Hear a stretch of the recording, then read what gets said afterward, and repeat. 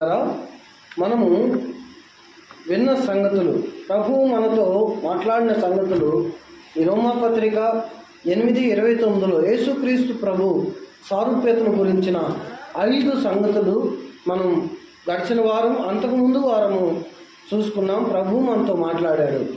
5 సంగతుల్లో నుండి మనము ఎందుకు చూడవలసి వచ్చింది అంటే మన యేసుక్రీస్తు ప్రభు సారూప్యంలోనికి మార్చబడాలి. రక్షించబడిన వ్యక్తి ఆదాము పోలిక, ఆదాము స్వరూపంలో నుండి అంటే శరీర సంబంధమైన పోలికల నుండి ఆత్మ సంబంధమైన పోలికను ధరించాలి. ఆ ఆత్మ సంబంధమైన పోలికలు ఏంటి, అవి మనం ఎందుకు ధరించాలనే విషయాలను చూసుకుంటూ వస్తున్నాం. ఇప్పుడు అదే విషయాన్ని మరలా ఈ వారం కొనసాగిస్తున్నప్పుడు ప్రభు ఇచ్చిన ఆలోచన ఏంటంటే తన కుమారునితో సారూప్యము గలవారొకటకు. 2 కవల పిల్లల్ని ఒకే చోట నిలబడితే 2 కవల పిల్లల్ని ఎవరో గుర్తుపట్టలేము కదా. ఎవరో మనం గుర్తుపట్టలేము. ఎందుకంటే 2 పోలికలు ఒకలాగే ఉంటాయి కాబట్టి. యేసుక్రీస్తు ప్రభు పోలికలోకి మనం వెళ్ళినప్పుడు మనం ఎవరిలాగా ఉంటాం? ఆయనలాగే ఉంటాం. మనం మనలాగా ఉండాలని దేవుని చిత్తం కాదు, మనం యేసుక్రీస్తు ప్రభులాగా ఉండాలనేది దేవుని చిత్తం. ఆయన మనలను నిర్ణయించుకుంది ఎందుకంటే ఒక వ్యక్తి నేను నాలాగా బ్రతకడానికి కాదు, నీవు నీలాగా బ్రతకడానికి కాదు, మనం అందరము యేసుక్రీస్తు వల్లే బ్రతకడానికి, ఆయన సారూప్యతలోకి మార్చబడడానికి ఆయన మనల్ని నిర్ణయించుకున్నాడు. ఏం చేశాడు? నిర్ణయించాడు. దేవుడి నిర్ణయం ఎంత గొప్పదో చూసారా మన విషయంలో. ఏ జాతి వారమో, ఏ ప్రాంతం వారమో, ఎక్కడికి ఏ వంశానికి చెందిన వారమో, ఏ ప్రాంతాల నుంచి వచ్చిన వారమో, ఏ జాతుల మధ్య నివసిస్తున్న ప్రజల మధ్య ఉన్నవారమో మనలందరినీ సంఘముగా ఏర్పాటు చేసి ఆయన ఏం కోరుకుంటున్నాడు? ఇప్పుడు మనలందరినీ తన సారూప్యతలోకి తేవాలనుకుంటున్నాడు. ఎంత విలువైన ధన్యత, ఎంత విలువైన ధన్యత.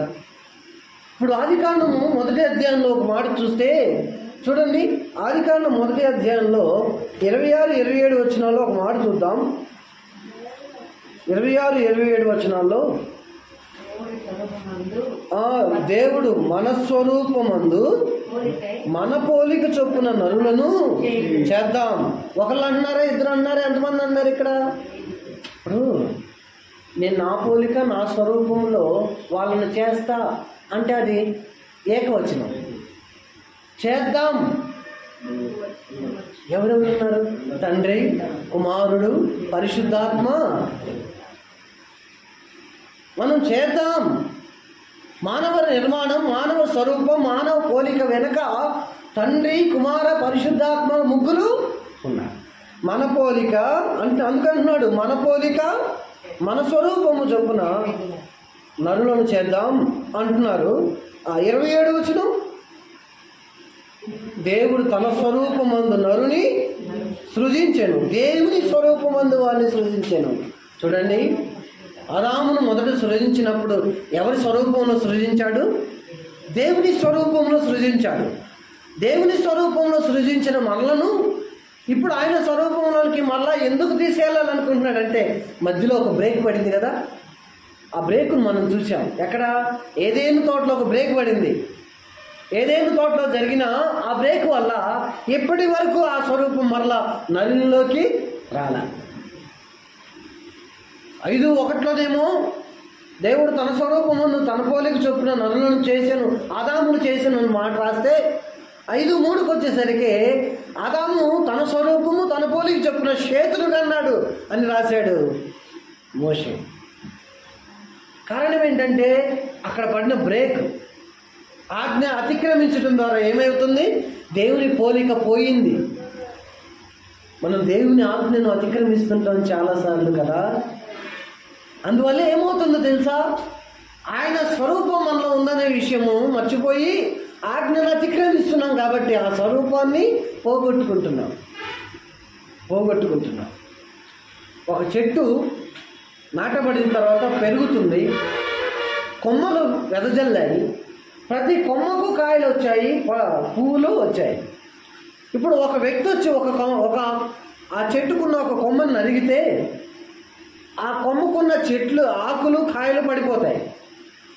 మరలా ఆ చెట్టుకు ఆ కొమ్మ రావటానికి చాలా కాలము కదా, చిగురు రావాలి. మొదట నరకబడిన ప్లేస్లో ఎండిపోద్ది, మరలా చిగురు రావాలి, కొమ్మ పెరగాలి. కొమ్మ నరికివేయబడిన మొద్దులో నుంచి రాదు, దాని పక్కన వచ్చిద్ది. మెయిన్ మొద్దులో నుంచి రాదు, పక్కన వచ్చిద్ది. అది పెరగాలి, మళ్ళా ఆకులు రావాలి, మళ్ళా కాయలు. ఇది కొంచెం టైం పట్టిద్ది. కారణం ఏంటి? నరికివేయబడిన స్థితి. దేవుని ఆజ్ఞను మనం అతిక్రమించడం ద్వారా ఏం చేస్తున్నాం? నరికివేయబడుతున్నాం. సాతాను మనల్ని ఏం చేస్తున్నాడు తెలుసా? మనల్ని దొంగతనం చేస్తున్నాడు. ఎలా? మన ఆలోచనలు వాడు దొంగతనం చేసి దేవుని మీద లేకుండా చేస్తున్నాడు. మన స్వభావాన్ని వాడు దొంగతనం చేసి దేవుడు కోరుకున్న స్వభావాన్ని మనలో లేకుండా చేస్తున్నాడు. ఆయన స్వరూపం మనలో ఉందనే విషయాన్ని మనం మర్చిపోయేటట్టు చేసేది ఎవరంటే సాతాను. అపవాది చేస్తున్న పనులవి. ఆదాము విషయంలో జరిగిందదే. ఏమన్నాడు అవ్వతో? అవ్వతో ఏమన్నాడు? అవ్వ ఆడికెళ్ళి ఆ పండుని చూసి పులకించిపోయింది. కన్నులకు ఎలా ఉంది? అందంగా ఉంది. ఇచ్చిన పళ్ళే చాలా, ఎన్ని రకాల పళ్ళుండి అని ఏదైనా తోటలో వాళ్ళు ఒక పూట తినటానికి ఏం చేయాలి అని ఆలోచించే పని కూడా లేదు వాళ్ళకి. ఎక్కడ చేయి పెడితే అక్కడ కోసే పని కూడా లేదు. ఇప్పుడు కొయ్యాలి, చెట్లు ఎక్కాలి, నాన్న చెప్పులు పడతారు. కోసే పని, అంత ఎక్కే పని కూడా లేదు. ఆదాము చేయి పెట్టుకొని కోసుకోవచ్చు కింద నడుస్తూ. అంత అనుకూలతను ఏదైనా తోటలో దేవుడు ఆదాముకి ఇచ్చాడు. కానీ ఆమె చూసి అది వద్దన్నాడు అంతే. పిల్లోడు కనుక ఒక పని చేయొద్దంటే వాడి ధ్యాస అంతా దాని మీద ఉంది. నువ్వు ఎన్ని పెట్టినా వాడు దొడ్డు, మనం ఎన్ని పెట్టినా వాడు దొడ్డు. ఎందుకంటే అతిక్రమించే స్వభావం ఎవరిలో ఉంది? మానవుడిలో ఉంది. వాడు అరే ఎన్నిటితో ఆడుకో, అదొక్కటే నీకు వద్దు అన్నాడు అనుకో, వాడు దేని తొలిగిపోడు. ఒకవేళ బలవంతంగా తీసుకొచ్చి ఇంట్లో కూర్చోబెట్టినా వాడు ధ్యాస అంతా దాని మీదే పోయింది. మనం చూపు తిప్పామా టక్కన పట్టుకుంటాడు. అతిక్రమించే స్వభావం మానవుల్లో మొదటి నుండి ఉంది. ఎక్కడి నుంచి? ఈ ఏదేమి తోటలో జరిగిన సంఘటన కాడి నుంచే. ఆమె తింది, ఆమె ఏమైంది? నరికివేయబడింది. ఆ పోలిక పోగొట్టుకున్నారు వాళ్ళిద్దరు. కాబట్టి అక్కడ జరిగిన దాని తర్వాత దేవుని నిర్ణయం ఏంటో తెలుసా? మరలా కొంతమందిని ఏర్పాటు చేసుకుంటున్నాడు. ఎందుకు నిర్ణయించుకున్నాడు? ఎందుకు? ఆ సారూప్యతలోకి మనలను తీసుకెళ్ళాలి. ఇంతకీ ఏంటో తెలుసా స్వరూపాలు? దేవుని స్వరూపాలు ఆయన వాక్యంలో ఎన్నున్నాయి చూద్దామా? చూడండి ఆయన స్వరూపాలు ఏంటి, మనం దేంట్లోకి మార్చబడాలో చూడండి. ఎహెజ్కేలు గ్రంథం 1వ అధ్యాయం 28వ వచనం. దేవుని స్వరూపాలు బైబిల్ గ్రంథంలో ఆయా చోట్ల కొన్ని విషయాలను మనం చూద్దాం. ఎలా కనబడుతున్నాడో ఆ మాటను చూద్దాం. 1వ అధ్యాయము 28వ వచనం. ఎహెజ్కేలు గ్రంథం 1వ అధ్యాయం 28వ వచనం. వర్షకాలమున కనబడు ఇంద్రధనుస్సు యొక్క తేజస్సు వలె దాని చుట్టూనున్న తేజస్సు కనబడెను. ఇది యెహోవా ప్రభావ స్వరూప. ఏంటిది? యెహోవా ప్రభావ స్వరూప దర్శనం. ఎహెజ్కేలు ప్రభువును చూశాడు. పరలోకంలో ఉన్న ప్రభువును ఎహెజ్కేలు చూశాడు. ఏ స్వరూపం ఇది? ప్రభావ స్వరూపం. ఏ స్వరూపం? దేవుని స్వరూపం ఏంటండి? మొదటి స్వరూపము మనకేం కనపడుతుంది? ప్రభావ స్వరూపం. పరలోకములో ఉన్న దేవుడు ప్రభావం కలిగిన దేవుడు. ప్రభావం అంటే ఎఫెక్ట్ అని అర్థం. ఎఫెక్ట్. నిన్న పిడుగుపడింది. పిడికి ఇట్లా పోతే దేనికైనా టచ్ అయితే అది ఏమైంది? కాలిపోయింది కదా. పిడికి అట్లా పోతే సౌండ్ వచ్చింది. ఆ పిడుగు అట్లా పోవటం వలన కలిగే రాపిడి ఎంతో భయంకరమైంది. అది ఆ శబ్దం కానీ ఆ ప్రభావం కానీ. దేనికైనా స్తంభాన్ని టచ్ అయితే కరెంట్ వచ్చింది. ఎల్లంలో కనెక్షన్లు దేనికి ఉంటే మొత్తం అది టచ్ అవటం వలన ఏమొచ్చింది? దాని ఎఫెక్ట్ వచ్చింది, దాని ప్రభావం వచ్చింది. ఎన్నిటికీ వచ్చింది దాని ప్రభావం? శబ్దం దాని ప్రభావం, పిడుగు ప్రభావం, ఇవన్నీ మాడిపోవటం దాని ప్రభావం. ఎందుకు? దాని శక్తిని తట్టుకోలేకపోయాయి. యేస్కేలు ఏం చూశాడు? యెహోవా ప్రభావ స్వరూప మన దేవుడు, ప్రభావము కలిగిన దేవుడు. మనం ఏం కావాలంటే ఇకాబోదు అనే ఒక పేరుంది. ఎందుకు పెట్టింది తల్లి ఆ పేరంటే, పాత నిబంధన గ్రంథంలో ప్రభావము పోయేను ఇశ్రాయేలీయుల నుండి వారు చేస్తున్న క్రియల వలన. ఇశ్రాయేలీయులు అంటే ఎవరండి? అనులా కాదే, దేవుని పిల్లలు ఇశ్రాయేలీయులు. ఇశ్రాయేలీయులు అంటే ఎవరు? దేవుని పిల్లలు. దేవుని పిల్లల మధ్య జరుగుతున్న కార్యకలాపాల వలన దేవుడు బాధపడ్డాడు. బాధపడిన దేవుడు తన ప్రభావాన్ని తీసేసుకున్నాడు.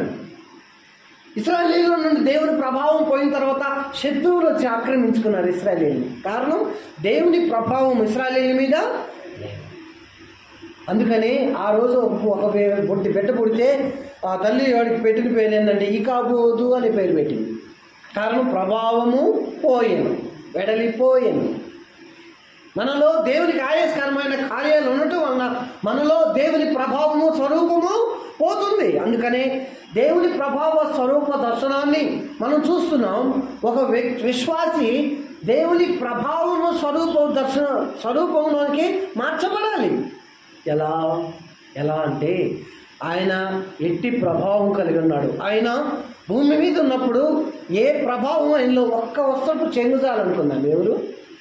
12 సంవత్సరాలు రక్తస్రావంతో బాధపడుతున్న ఆ స్త్రీ ఒక్క వస్త్రపు చెంగైనా ముట్టుకుంటాను అనుకుంది. ఆమె విశ్వాసం ఎంత గొప్పది. కారణం, ప్రభు అప్పుడు అన్నాడు, ఆమె అట్ట ముట్టుకుంది, ఆమె రోగం పోయింది, బాగుపడింది. ప్రభు ఏమన్నాడు? ప్రభావం నాలో నుండి. అమ్మ, నన్ను ఎవరో ముట్టారు, ప్రభావం నాలో నుండి వారికి. గమనించండి, మన విశ్వాసము ద్వారా ఆయన ప్రభావం మనలోనికి వస్తుంది. మనలో, మన జీవితాల్లో, మన కుటుంబాల్లో కార్యాలు జరగాలి అంటే ఆయన ప్రభావం ఎక్కడుండాలి? మన కుటుంబాల్లో మన మీద ఉండాలి. అది దేనివల్ల సాధ్యమవుతుంది? విశ్వాసము ద్వారా. ఆ స్త్రీ యేసుక్రీస్తు ప్రభు ప్రభావాన్ని పొందుకుంది. తన రోగము పోయింది. తను ఇక మీదట రక్తస్రావంతో బాధపడే అవసరానికి లేదు. ఎంతమంది వైద్యుల దగ్గరికి వెళ్ళిందో, ఎన్ని హాస్పిటల్కి తిరిగిందో.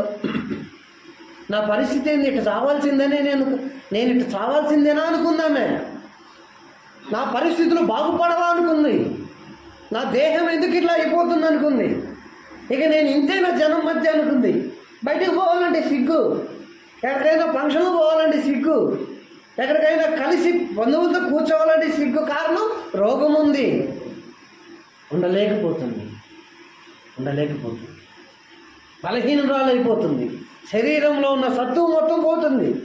12 సంవత్సరాలు అంటే ఎంత బాధ అండి. విశ్వాసము ద్వారా దేవుని ప్రభావం ఆమెలోకి. గమనించండి, విశ్వాసము అంటే ఏంటి? ఎబ్రీ 11:1 అదే నిర్వచనం. నిరీక్షింపబడు వాటి యొక్క నిజస్వరూపమును అదృశ్యమైన ఉన్నవి అన్నటకు రుజువైంది. ఏంటి? విశ్వాసం. ఆ విశ్వాసం మనలో ఉన్నప్పుడు, విశ్వాసం ద్వారా రాజ్యాలు జయించారు, సింహాలను ఒళ్ళు మూయించారు, చెరసాల్లో బద్దలైపోయినాయి. విశ్వాసము ద్వారా ఎన్నో కార్యాలు జరిగాయి. ఎబ్రీ పత్రిక 11వ అధ్యాయంలో విశ్వాస వీరుల పట్టిక ఉంది. వారు ఎన్నో కార్యాలు చేశారు, ఇంకా అనేకమైన ఉన్నాయి. సింహము నోరు మూసింది. కారణం, ఎదుటి వ్యక్తులు కలిగి ఉన్న విశ్వాసం ద్వారా. కారణం ఏంటో తెలుసా? ఆ విశ్వాసము ద్వారా దేవుని ప్రభావాన్ని ఆ వ్యక్తి పొందుకుంటున్నాడు. దేవుని స్వరూపం మనలోకి రావాలంటే ఏమవ్వాలి? ప్రభావ స్వరూపం రావాలంటే ఏమవ్వాలి?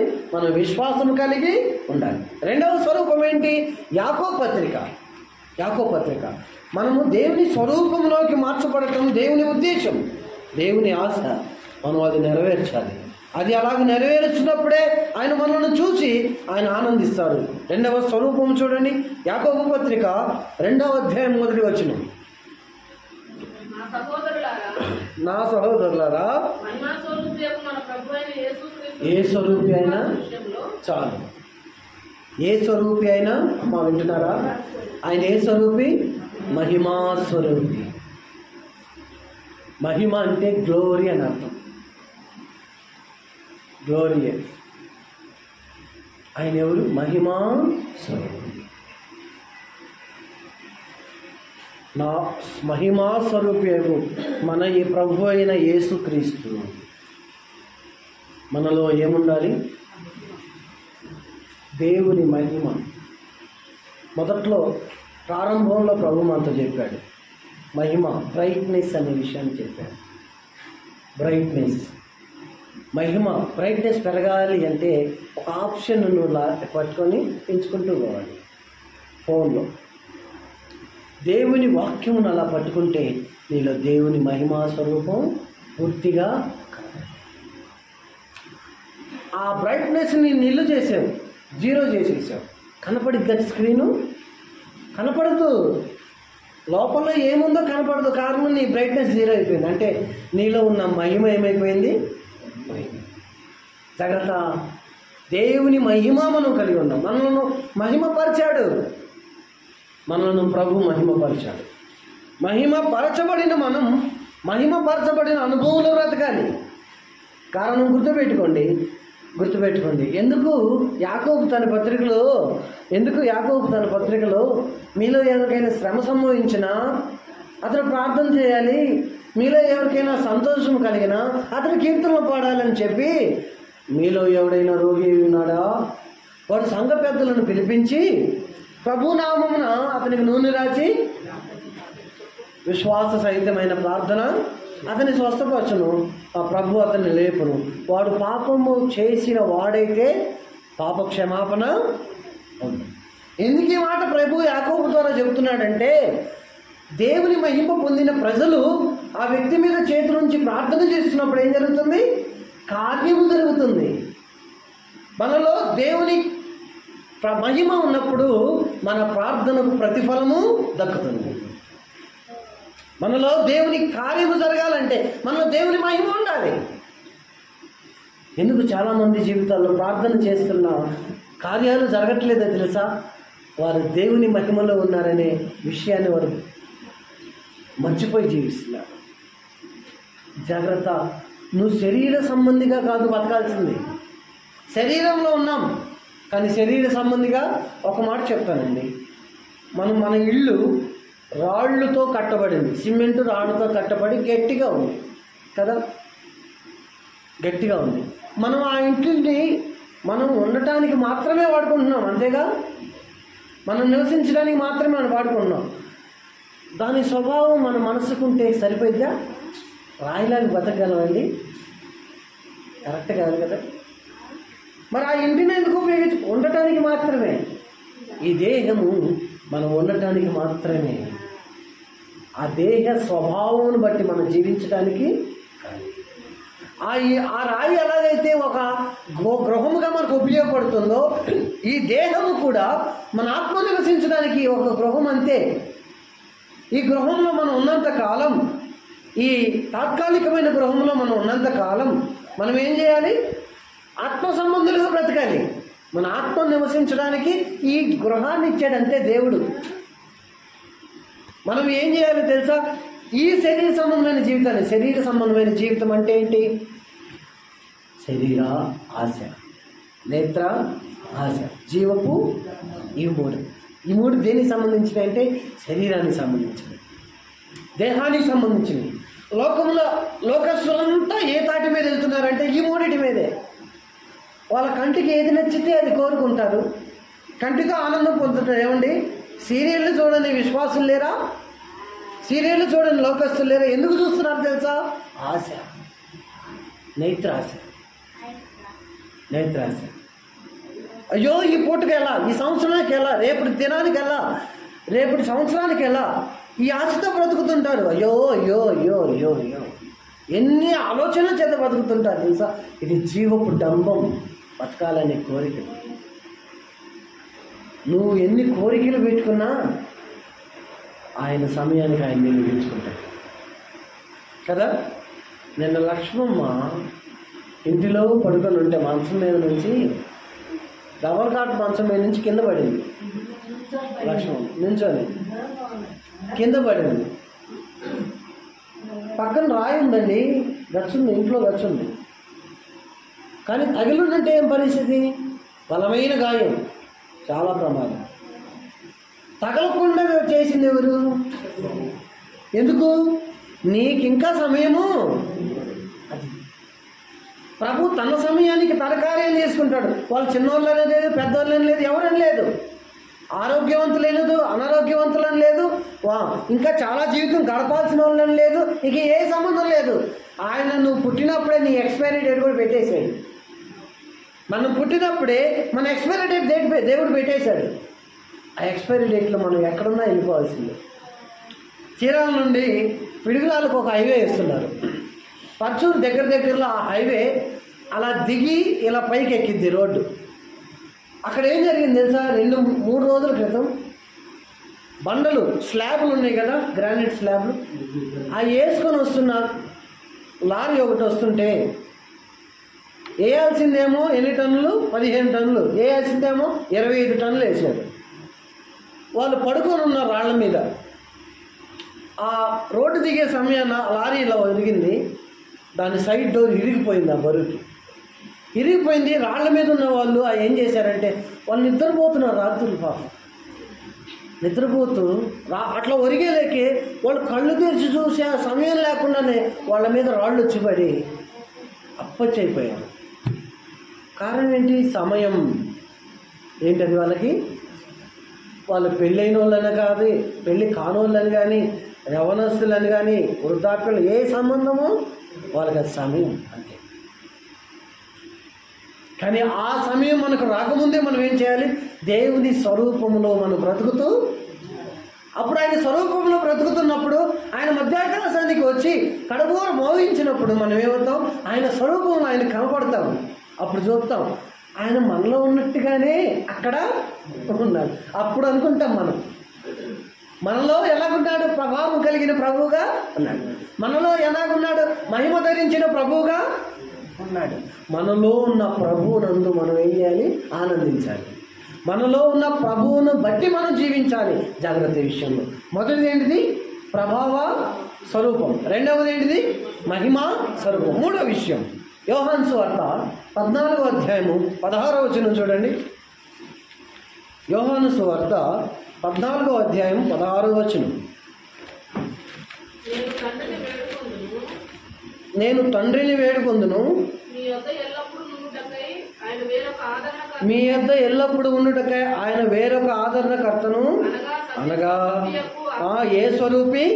అనగా సత్యస్వరూపియగు ఆత్మను మీకు అనుగ్రహించును. ఏ స్వరూపియగు ఆత్మ? సత్యస్వరూపియగు. దీనికి వ్యతిరేక పదం ఒకటి ఉంది, అబద్ధ స్వరూపం. సత్యము, అసత్యం, ఈ రెండు వ్యతిరేక పదాలు. అబద్ధమునకు జనకుడు ఎవరు? అపవాది. పరిశుద్ధాత్మ దేవుడు ఎటివాడు? సత్యస్వరూపి. ఆయన మన దేవుడు సత్యస్వరూపి. మొదటి విషయం ఆయన ప్రభావ స్వరూపం కలిగిన వాడు. రెండవది ఆయన మహిమా స్వరూపం కలిగిన వాడు. మూడవది ఆయన సత్యస్వరూపి అయిన దేవుడు.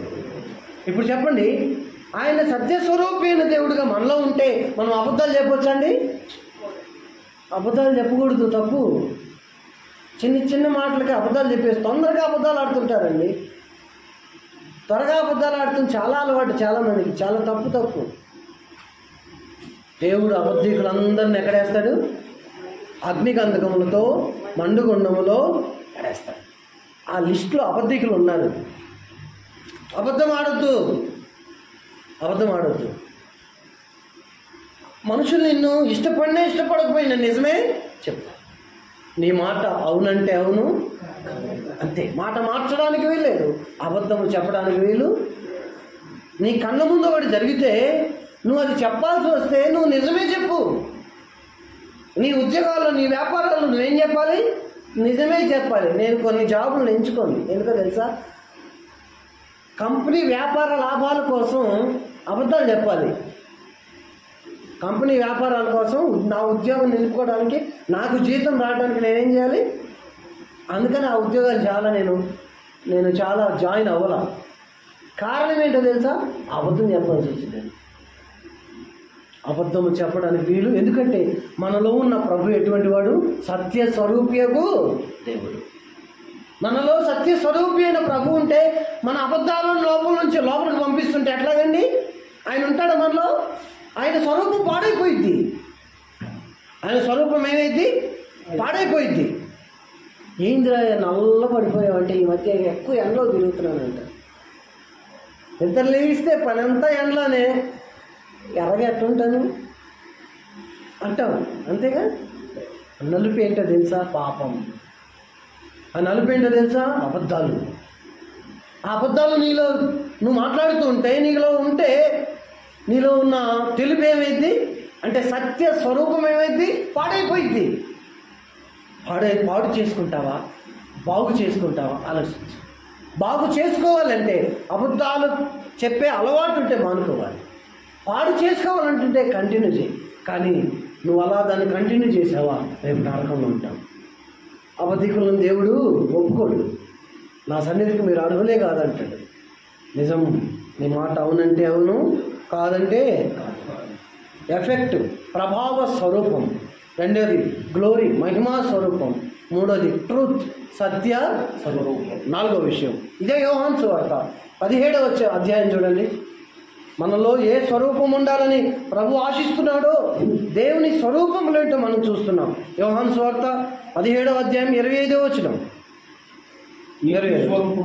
ఎవరైనా నీతి స్వరూపుడకు తండ్రి లోకము నిన్ను ఎరగలేదు, నేను నిన్ను ఎరుగుదును. ఎవరెరుగు? లోకం ఆయనను తెలుసుకోవాలి. ఎందుకంటే లోకంలో అవినీతి ఉంది. ప్రభుత్వ ఉద్యోగాలు చేయాల్సిన వాళ్ళు ఏం చేస్తున్నారండి? లంచాలు తీసుకుంటున్నారు కదా. డబ్బు ఎవడిస్తే వాడు అవినీతిగా బ్రతికినా వాడే రాజు ఈ రోజుల్లో. ఎందుకంటే కారణం వాడి దగ్గర డబ్బు ఉంది. నువ్వు ఎంత నీతిగా బతుకు, జనుల దృష్టిలో నువ్వు అవినీతి పరుడు అని చూస్తావు. ఎందుకంటే నీ దగ్గర డబ్బు లేదు కదా. కానీ మన ప్రభు ఎటువంటి వాడు? నీతి స్వరూపుడు. నీతికి వ్యతిరేక పదం ఏంటి? అవినీతి. మనలో అవినీతి ఉండటానికి వీలు. ఆయన మనలో ఉంటున్నాడంటే ఆయన ప్రభావం మనలో ఉన్నట్టే. ఆయన మనలో ఉంటున్నాడంటే ఆయన మహిమ మనలో ఉన్నట్టే. ఆయన మనలో ఉన్నాడంటే ఆయన సత్యము మనలో. ఆయన అందుకే అన్నాడు, నేనే మార్గం, నేనే. ఆయన మనలో ఉన్నట్టే. ఇప్పుడు రండి, ఆయన మనలో ఉన్నాడంటే ఆయన నీతి మనలో. చాలామంది అనుకుంటారండి, చేయాల్సిన పాపాలన్నీ చేసి అక్రమంగా సంపాదించేసుకొని వాళ్ళు ఏం చేస్తారు తెలుసా? అన్నదానాలు, భూదానాలు చేస్తుంటారు, తీర్థయాత్రలు చేస్తుంటారు. ₹1 కోటి అక్రమ సంపాదనలో ₹1,00,000 ఖర్చు పెట్టి కాశీకి వెళ్ళి వస్తుంటారు. కాశీకి వెళ్ళి వచ్చి అయిపోయింది ₹1 కోటి పరిహారం అనుకుంటున్నారు. ఇదేంటో తెలుసా? స్వనీతి. దాని వాక్యం ఏం చెబుతుందంటే స్వనీతి. దేవుడేమన్నాడంటే మీ స్వనీతి క్రియలు నా దృష్టికి మురికి గుడ్డలు అన్నాడు ప్రభు. మన స్వనీతి దేవుని దృష్టికి ఎటువంటిది? అమ్మా, నేను నీతిమంతుడను, నేను నీతిమంతురాలనని మనం ఎప్పుడు అనుకోవాలి తెలుసా? ఆయన నీతి ప్రకారం మనం జీవిస్తున్నప్పుడే. అలా జీవించినప్పుడు మనం ఎవరమై? అవినీతి పరులం. లోకం అవినీతితో సాగుతుంది. వాడు అనుకుంటున్నాడు నేనేదో ఒక పుణ్యం చేస్తే నేను చేసిన పాపం అంతా పోతుంది అన్నాడు. అది అవినీతి. దేవుడు దాన్ని మురికి గుడ్డ అన్నాడు. మురికి గుడ్డ అన్నాడు. మీ క్రియలు మీరు కడుక్కోవాలి. మీ నీతి కాదు కావాల్సింది మీలో, నా నీతి మీలో నివసించాలి. అప్పుడు ప్రభు అందుకని ఇట్లాంటి వాళ్ళందరినీ చూసి రోమపత్రికలు ఏమన్నాడంటే నీతిమంతుడు లేడు ఒక్కడు కూడా. ఎందుకో తెలుసా? తల్లిదండ్రులు బ్రతుకున్నప్పుడు అన్నం పెడతారు, చచ్చిపోయిన తర్వాత పెడతారు. వెంటలేసి లక్షలు ఖర్చు పెట్టి బతుకున్నప్పుడు పిలుస్తూ కోపం వచ్చేసింది. కంచంలో అన్నం కూడా పెడతారు. అమ్మా మంచినీళ్ళు తీసామంటే ఎప్పుడెట్ట తిప్పుతూ ఉండేది నన్ను. మంచంలో ఉంటే తృప్తి పడుతుంది రోజు తెలుసా. ఇప్పుడున్న తరాలు పెద్దలు మంచంలోకి చేరాక తిరగలేని స్థితిలో ఉన్నాక ఇంకో మాట చెప్తా, వాళ్ళ ద్వారా ఆదాయం తగ్గాక వాళ్ళని పురుగులను చూసినట్టు చూస్తున్నారు ఈ రోజులు. ఇదేంటి? అవినీతి. కుటుంబాల్లో అవినీతి, సమాజంలో అవినీతి, వ్యక్తిగత క్రియల్లో అవినీతి. ఇంకెక్కడుంది దేవుని నీతి? ఇవన్నీ పోవాలంటే, ఇవన్నీ చూసి మానవుడు గర్విస్తున్న రోజుల్లో దేవుడు అన్నాడు నీతిమంతుడు లేడు ఒక్కడు కూడా. అందుకని నీతిని స్థాపించడానికి ఆయన వచ్చాడు, ప్రాణం పెట్టాడు. శిలువ మరణ పునరుద్ధానం చేత నీతిని స్థాపించాడు, పరలోకానికి వెళ్ళాడు. ఇప్పుడు ఆయనలోకి ఎవరైతే వచ్చారో మనమందరం ఒకడు ఎవరిమి, మన నీతి కాదు ఇప్పుడు మనకుంది, ఆయన మనకిచ్చిన ఆ నీతి. ఇప్పటికీ నేను నా కుటుంబం తరతరాల నుంచి వచ్చిన వంశావళి ప్రకారమైన మంచితనంలో ఉన్నామని నువ్వు అనుకుంటే అది నీ స్వనీతి అయింది. నీ స్వనీతి దేవుని దృష్టికి మురికి గుడ్డ కాదు. మనకు కావాల్సింది ఏదో తెలుసా, ప్రభువుని నమ్ముకోవటం ద్వారా మనకు ఒక నీతి వస్తుంది, అది కావాలి. ఎందుకంటే ఆయన ఎవరు, నీతి స్వరూపుడు. నీతి స్వరూపుడు మనలో ఆయన ఉన్నాడంటే ఆయన నీతి మనలో ఉన్నట్లే. చూడండి, ఆయన ప్రభావం మనలో ఉంది, ఆయన మనలో ఉంటున్నారా? ఇప్పుడు మనం ఎవరిని, ఆయన ప్రభావ స్వరూపులుగా బ్రతకాలి. రెండోది, ఆయన మహిమ మనలో ఉంది, ఆయన మనలో ఉన్నాడంటే ఆయన మహిమ స్వరూపులుగా మనము బ్రతకాలి. ఆయన సత్యం మనలో ఉంది, ఆయన మనలో ఉన్నప్పుడు మనం ఆయన సత్య స్వరూపులుగా బ్రతకాలి. 4వ విషయం, ఆయన నీతి మనలో ఉంది, ఆయన మనలో ఉన్నాడంటే ఆయన నీతి ప్రకారం మనము బ్రతకాలి. 5వ విషయం చెప్పి ముగిస్తా. ఆయన స్వరూపాల్లో, ఆయన దైవత్వ స్వరూపాలు 5వ విషయం. మొదటి యోహాను పత్రిక, యోహాను రాసిన మొదటి పత్రిక 4వ అధ్యాయము 8వ వచనం.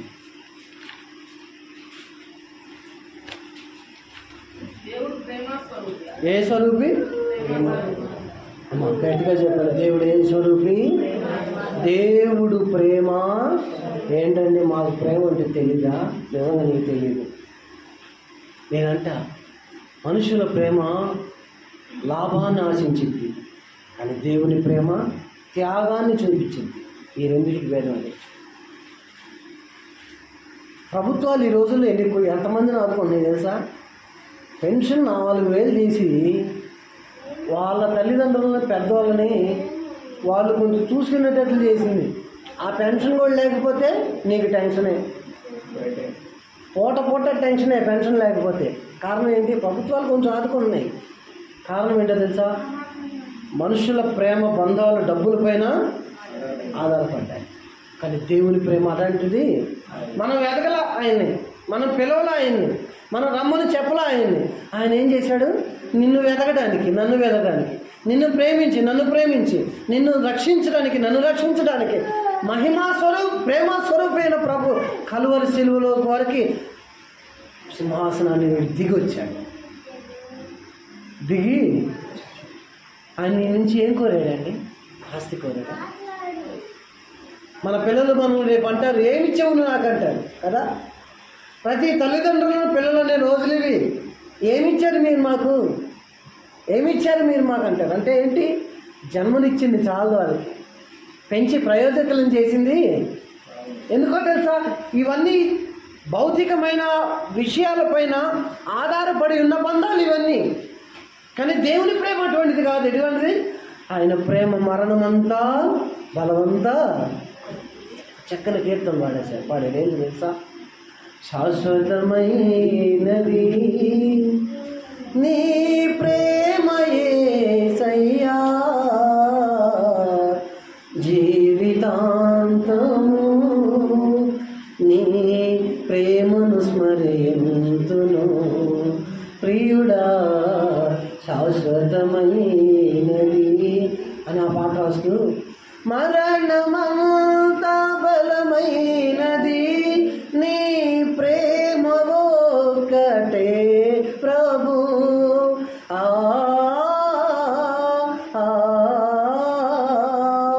మరణమంత బలమైనది నీ ప్రేమ ఒక్కటే ప్రభు కదా. ప్రాణప్రియుడని ప్రేమను ఏ జలములార్ప జాలవు అంటే ఒక చక్కని కీర్తన రాశారు. పిల్లరా, దేవుని ప్రేమ మన కొరకు ఆయనను మరణమంతా బలవంతము చేసింది. ఒక తల్లిని ఒక కొడుకుని చూశారు. ఆమెకు 3 కొడుకులు. 2 కొడుకులు పెద్దోడు మూడో వాడు ఇల్లు కట్టుకున్నాడు, రెండో వాడు ఇల్లు కట్టుకుంటున్నారు. ఆ తల్లిని డబ్బులు అవసరమై అడిగాడండి. డబ్బులు అవసరమై పలానా దానికి డబ్బులు కొంచెం కావాలి, నీకు నేను మళ్ళీ ఉన్నప్పుడు ఇస్తాను, అది నీకు అవసరమైనప్పుడు అని అన్నాడు. ఆమె ఏం చేసింది? ఇచ్చింది అనుకున్నారా? నోటు తెప్పించి 3 రూపాయలు వడ్డీకి ఇచ్చింది. ఎవరికి? కొడుక్కి అండి.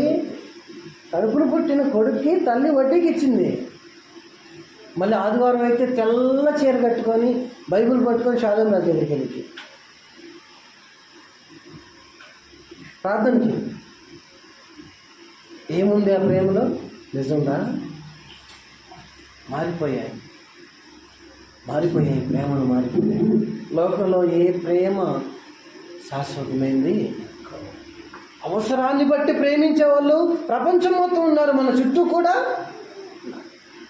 మన చుట్టూనే ఉంటారు, మన ఇళ్లలో ఉంటారు, మన ఇంటి పక్కన ఉంటారు, మన బంధువులు ఉంటారు, మన స్నేహితులు ఉంటారు. అవసరాన్ని బట్టి మాత్రమే ప్రేమిస్తారు. నీ దగ్గర డబ్బు ఉంటే ప్రేమిస్తారు, నీ దగ్గర డబ్బు లేకపోతే ముడిపోయారు.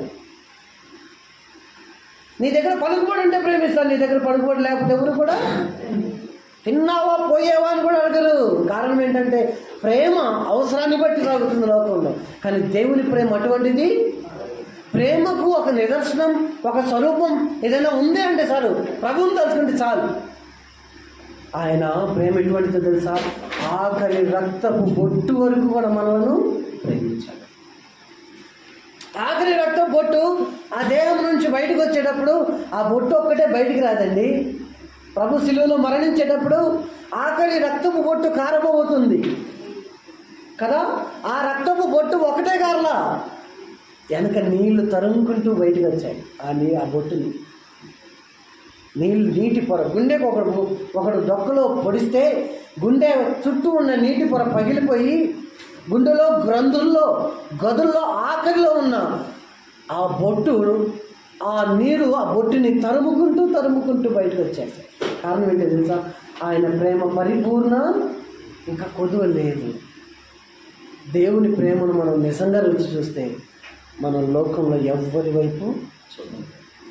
దేవుని ప్రేమను మనం నిజంగా రుచి చూస్తే లోకంలో ఏ ప్రేమ నాకు అక్కర్లేదు అనుకుంటారు. చాలామంది బంధువుల కోసం ప్రభువును వదులుకుంటుంటారు, స్నేహితుల కోసం ప్రభువును వదులుకుంటుంటారు, డబ్బు కోసం ప్రభువును వదులుకుంటుంటారు. చాలామంది ఈ లోకంలో ఉన్న ధనధాన్యాలు, సిరి సంపదలు, లోకంలో ఉన్న ఘనత కోసం ప్రభువును వదులుకుంటుంటారు. లోకంలో దేవుని నమ్ముకుంటే చిన్న చూపుగా చూస్తారేమోననే సిగ్గు ఈనాడికి విశ్వాసంలో ఉంది. కానీ చూడు ఆయన సిగ్గుపడలా నిన్ను ప్రేమించడానికి. పాపాత్ములను, దౌర్భాగ్యులము, నీచులము, శత్రువులము, దురస్తులము, విగ్రహారాధికులు ఉంటుంటేగా మనం ప్రేమించడానికి ఆయన సిగ్గుపడుతున్న ఏం చేశాడు తెలుసా? ప్రేమ స్వరూపి అయిన దేవుడు ఒక స్వరూపాన్ని ధరించాడు. ఆఖరి స్వరూపం భూమి మీదకి వచ్చిన తర్వాత ఆయన స్వరూపం ఒకటి ఏంటో తెలుసా? ఫిలిప్పీ పత్రిక చూడండి, ఆఖరి ఆ స్వరూపాన్ని చెప్పి ముగిస్తా. చూడండి, ప్రేమ స్వరూపి అయిన దేవుడు నిన్ను నన్ను ప్రేమించి ఆయన ఒక స్వరూపాన్ని తీసుకున్నాడండి. ఫిలిప్పీ పత్రిక 2వ అధ్యాయం 7వ వచనం. 2వ అధ్యాయం 7వ వచనం. మనుషుల పోలికగా పుట్టి, ఏ పోలికగా పుట్టాడు? మనుషుల పోలికగా పుట్టి దాసుని స్వరూపమును ధరించుకొని. ఏ స్వరూపం వచ్చింది ప్రభు? దాసుని స్వరూపం. ఏ స్వరూపము ప్రభు? ఇది ఇక్కడ దాసుని స్వరూపం. వినండి, పరలోకంలో ప్రభావ స్వరూపి ఎవరు? ఆయన. పరలోకంలో మహిమ స్వరూపి ఎవరు? సత్య స్వరూపి, నీతి స్వరూపి ఎవరు? కానీ ఆయన ప్రేమ స్వరూపి అయిపోయి ఏమయ్యాడు? దాసుని స్వరూపాన్ని. చూడండి, నా ఉద్యోగాన్ని నేను వదిలేసి నీ ఆరోగ్యం చూసుకోవడానికి నేను వస్తానని చెప్పే పిల్లలు ఉన్నారు ఈ రోజుల్లో. నీకు ఒక ఆయాను పెడతారు, వాళ్ళకి నెలకి జీతం ఇస్తాను, వాళ్ళు నిన్ను చూసుకుంటారని చెప్పే తల్లిదండ్రులు అయిపోయారు ఈ రోజుల్లో. ఆ తల్లిదండ్రులకు పిల్లలు అయిపోయారు. అలా మమ్మల్ని నేను చూసుకోవాలి, నా తల్లిదండ్రులను అత్తమామలు నేను చూడాలని చెప్పే పిల్లలు లేరు ఈ రోజుల్లో. దేవుని ప్రేమను రుచి చూసినాడు తన పెద్దలకు గౌరవము ఇస్తాడు. నేను ఇక్కడ ఉండకపోతే ఎట్లా పోవాలి, ఉద్యోగం పోతే ఎట్లా, నేను డబ్బులు పంపుతా కానీ నువ్వు హాస్పిటల్ పో. ఒక తల్లిని నిన్న 2-3 రోజుల క్రితం జరిగింది. ఒక తల్లికి ఒంటి మీద బంగారం ఉంది. కూతురు ప్రేమగా మాట్లాడింది. మా రామ ఇంటికి తీసుకెళ్తానండి. ఆటోలో ఎక్కించుకొని ఇంటికి తీసుకెళ్తుంది. మా ఆ బంగారాన్ని అన్నట్టు పెట్టుకోగాక నేను ఇంట్లో వీళ్ళెవరు కనపడకుండా దాచిపెడతాను నాకు అని ఆటోలో మధ్యలో తీసుకుని వెళ్తూ ఆటో ఒక చోట ఆగిందండి. కూతురు ఒక్కటే ఇంటికి పోయింది, తల్లి ఇంటికి పోవడం. ఎక్కడ పడేసిందో తెలుసా? దారి మధ్యలో తీసుకెళ్ళి చెట్లలో వాళ్ళ అమ్మని, వృద్ధాప్యం ఉంది, చెట్ల మధ్య వాళ్ళ అమ్మని పడేసి బంగారం తీసుకొని ఇంటికి వెళ్ళిపోయింది. ఆమె కొంతమంది దారిలో వెళ్ళే వాళ్ళు చూసి, ఎవరమ్మా నువ్వు ఏంటంటే, అయ్యా నేను ఇట్లా మా కూతురు తీసుకెళ్తుంటే ఇంటికి వెళ్తుంటే అమ్మాయి నా ఒంటి మీద ఉన్న బంగారం తీసుకొని అమ్మాయి వెళ్ళిపోయిందయ్యా, నన్ను ఇట్ట పడేసిందని చెప్తే వాళ్ళు న్యూస్ పేపర్ వాళ్ళకి రిపోర్ట్ ఇచ్చి పోలీస్ కంప్లైంట్ పెట్టారు. అన్న కూతురు ప్రేమ దేన్ని బట్టి ఉంటుంది అమ్మ? బంగారాన్ని బట్టి. 10 రూపాయలకి పీకలు కోసేవాళ్ళు ఉన్నారండి నార్త్ ఇండియాలో కదా. ఎంత చీప్ అది, ఎంత దారుణమైన వ్యవస్థలో ఉన్నాం తెలుసా మనం. లోకంలో నిజమైన ప్రేమ మనం చూద్దాం. నీ దగ్గర అన్నీ ఉన్నప్పుడు నీతో ఉన్నవాళ్ళు, నీతో ఏమీ లేనప్పుడు నీతో ఉంటున్నారా? అన్నీ ఉన్నా లేకపోయినా నువ్వు నిస్సహాయ స్థితిలో ఉన్నా, బూడిదలో ఉన్నా సరే దేవుడు యోబుని విడిచిపెట్టాడు. నీ జీవితంలో నీకంటూ ఏమీ లేకుండా, నీకంటూ ఎవరూ లేకుండా నువ్వు శూన్యమైపోయినా సరే ఆ శూన్యంలో దేవుడు నీతో ఉంటాడు. ఎందుకంటే ఆయన ప్రేమ నిన్ను మోసం చేసేది, ఆయన మనుషుల స్వభావం వంటి స్వభావం కలిగిన దేవుడు. అందుకని దాసుని స్వరూపాన్ని రాజయ్యాడా?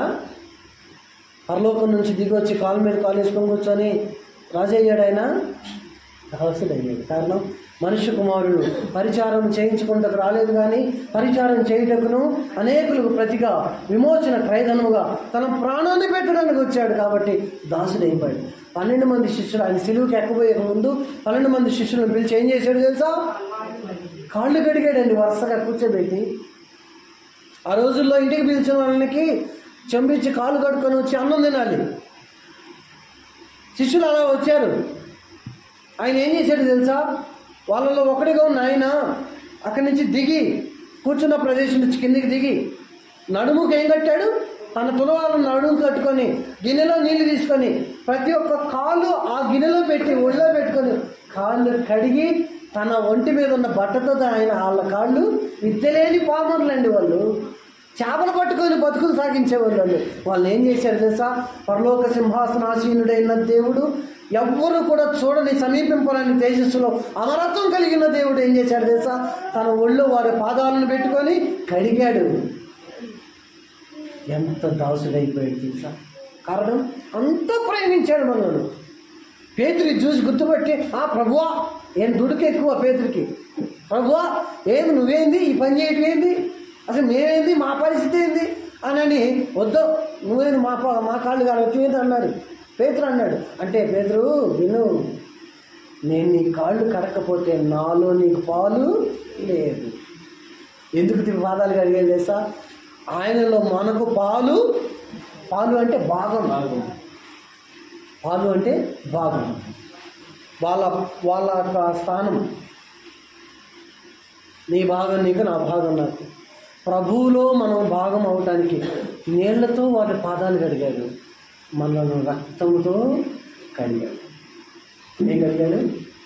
రక్తంతో కడిగాడు. అమ్మ, ఇలాగ కడగబడిన మనం ఆయన స్వరూపంలోకి వెళ్ళాలని దేవుని సేవకులు పరిచారకులు ఆశపడు. చూడండి గలతీ పత్రికలో ఒక మాట, ఈ స్వరూపం మనలోకి రావాలంటే పౌలు ఎంత శ్రమపడ్డాడు చూడండి. గలతీ పత్రిక అండి 4:19 చూద్దాం. ఆ మాట చెప్పి ముగిస్తాం. గలతీ పత్రిక 4:19 చదువుతామా? 4:19. నా పిల్లలారా, ఏ స్వరూపం? క్రీస్తు. జాగ్రత్త వినండి. క్రీస్తు స్వరూపం మీ ఎందేర్పడు పర్యంతము మీ విషయమైన మరలా నాకు ప్రసవ వేదన కలుగుతుంది. అమ్మా, దేవుని స్వరూపం మనలోకి రావటానికి పౌలు ఏం చెందాడు అంటున్నాడు గలతీయులతో? విశ్వాసులకు దేవుని స్వరూపం విశ్వాసుల్లోకి తీసుకురావాలని దేవుని సేవకుడు ఏం చేస్తాడు సార్? ప్రసవ వేదన పడతాడు. ప్రసవ వేదన. చాలామంది మన విశ్వాసులుగా ఇక్కడ చేరి సంఘంతో కూడి ఉండి ఇంటికి వెళ్ళిన తర్వాత మన కార్యకలాపాలు చూసుకుంటాం, మన కుటుంబం గురించి ఆలోచించుకుంటాం. ఇక్కడ చేరినప్పుడు అందరితో కలుసుకుంటాం, స్వందనాలు చెప్పుకుంటాం, ఆరాధన చేసి వెళ్ళిపోతాం. కానీ దేవుని సేవకులు మాత్రం ఏం చేస్తుంటారు? ఇక్కడ మనం వచ్చి కూర్చోడానికి అనుకూలతలన్నీ ఎలా వస్తున్నాయి? వాళ్ళు పెడుతున్నారు. ఆరాధన రాకపోతే బాధపడతాడు. ఎందుకు రాలేదని అడుగుతాడు. ఎందుకు ప్రార్థన చేయట్లేదని అడుగుతాడు. ఎందుకు నువ్వు దేవుని వాక్యాల విషయంలో మందులైపోతావు అంటాడు. అమ్మ, ప్రార్థన చేసుకుంటున్నారా అని అడుగుతాడు. ప్రతి ఒక్కరు అడిగారా మిమ్మల్ని ఎప్పుడైనా? మన సేవకుడు మిమ్మల్ని అడిగాడు, నన్ను అయితే అడిగాడండి, ప్రార్థన చేస్తున్నారా? ఎందుకు అడుగుతున్నాడు తెలుసా? దేవుని స్వరూపం మనలో ఏర్పడాలంటే వాళ్ళకి ఏముంది? ప్రసవ వేదన ఉంది. వాళ్ళు తీసుకున్న వేదన ప్రసవ వేదన. ఆర్థిక పరిస్థితులు ఎంత కుంగదీయవచ్చు కాక, ఆరోగ్య పరిస్థితులు ఎంత కుంగదీయవచ్చు కాక, బంధువులు ఎంత దూరం పెట్టవచ్చు కాక, సంఘం అంటే సేవకుడికి ఏముండిద్ది? ప్రసవ వేదన. వాళ్ళెవరు నన్ను ద్వేషించాలి, ఏ పర్లా, వాళ్ళెవరు నన్ను ప్రేమించకపోయిన పర్లా, లోకం నా సంఘము మాత్రం దేవునిలో పరిపూర్ణ స్వరూపంలోకి వస్తే నాకు అదే చాలని సంఘము కొరకు పాటు పడేవాడెవరు? దేవుని సేవకుడు. దేవుని. అందుకనే చాలాసార్లు దేవుని సేవకుడికి విరోధంగా మాట్లాడారు. దేవుని సేవకుడికి విరోధంగా సొంత అన్న అక్క మోషే మీద తిరుగుబాటు చేసి మోషేను వ్యతిరేకంగా మాట్లాడితే మిరియాములకు పుష్టిని ఇచ్చాడు దేవుడు. ఎందుకు? నా సేవకుడైన మోషేకి మీరు భయపడరా? వాళ్ళు ఏమనుకున్నారు? నా తమ్ముడేగా అనుకొని స్వతంత్రంగా మాట్లాడేసి అడిగేశారు. ఏంది మోషే నువ్వు అన్నట్టుగా మాట్లాడారు సేవకుడిని. తెల్లని పుష్టి వచ్చింది. వారం రోజులు ఇశ్రాయేలీల ప్రయాణం ఆగింది. మిరియామును ఊరికి బయట పెట్టారు, పాళయానికి బయట పెట్టారు. కారణం సేవకుడిని అంటే దేవుడు. అలాగే సేవకులు తొందరపడి దేవుని పిల్లలన్నా దేవుడు ఒప్పుకోడు. మోషేని ఆపేశాడు. అక్కడ హోరేబు పిస్కా కొండపైన ఆపేశాడు. ఎందుకు? ద్రోహులారా అన్నాడు దేవుని పిల్లల్ని. కోపం వచ్చిందండి మనిషి కదా. ఎన్నిసార్లు చెప్పించుకుంటారు దేవుని చేత ఈ మాటల్ని? మళ్ళీ మళ్ళీ పాపం చేస్తారండి, మళ్ళీ మళ్ళీ ధర్మశాస్త్రాన్ని అతిక్రమిస్తారండి. వాక్యం చెబుతున్నా మీకు వినపట్టలేదా? ద్రోహులారా అన్నాడు ఇశ్రాయేలు ప్రజల్ని. మోషే, నువ్వు కానాను దేశానికి చేరటానికి వీలు అంతే. కానాను దేశానికి చేరలే మోషే. విడిపించిన వాడు, నడిపించిన వాడు యోర్దాను యువతను చూసి కొండ మీద నుంచి ఆ దేశాన్ని చూసి ఇక్కడ చచ్చిపోయాడు పిస్కా కొండ మీద. అక్కడి నుంచి ఆ పిస్కా కొండ కాడి నుంచి వాళ్ళని కానాను దేశాన్ని చేర్చింది ఎవరంటే నూను కుమారుడైన యెహోషువ, కాలేబు. యెఫున్నె కుమారుడైన కాలేబు, నూను కుమారుడైన యెహోషువ, వీళ్ళిద్దరూ మిగతా ఆ జనాన్ని తీసుకొని వెళ్ళి కానానుకు చేరారు.